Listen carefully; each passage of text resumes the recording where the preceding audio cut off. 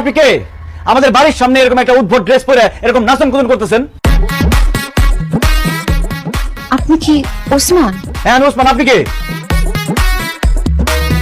আমি নিজের মুখে বলতে পারবো না। আব্বা আম্মা দেখেন কে আসছে।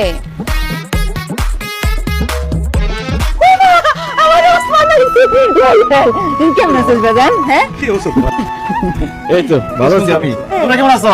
ভালো আছি। তুই তোর না 6 মাস পরে আসানোর কথা, এনাইছিস কি ব্যাপার? কিছু হয়েছে? আসলে মা, ওই যে আমার মালিক যখন জানছে আমি নতুন বিয়ে করছি, তাই আগে আগে ছুটি দিয়ে দিছে। কিন্তু মা, আমাদের বাড়ির সামনে এই মেয়েটা কে? ও মা, পোলাই কি কয়? আরে এটা তো তোর বউ, আমাকে বৌমা বকুল। কি? তুমি বিয়ে? কি উল্টাপাল্টা কথা বলতেছো মা? এই বজ্জাত মেয়ে তোমার বউ হইতেই পারে না। কয়দিন আগে তুই ওই টেলিফোনে বিয়ে করলি, এখন কেন করতেছস যে সে তোর বউ হইতে পারে না? আব্বা, সে আমার বউ কিভাবে হয়? আমি যারে টেলিফোনে বিয়ে করছি সে মাথায় হিজাব পরতো, শাড়ি পরতো, আর এই মেয়ে এরকম জিন্সের প্যান্ট তারপর কি গেঞ্জি মেঞ্জি করে দাঁড়া রয়েছে। অসম্ভব, এই মেয়ে আমার বউ হইতেই পারে না। ওহো, এই কথা।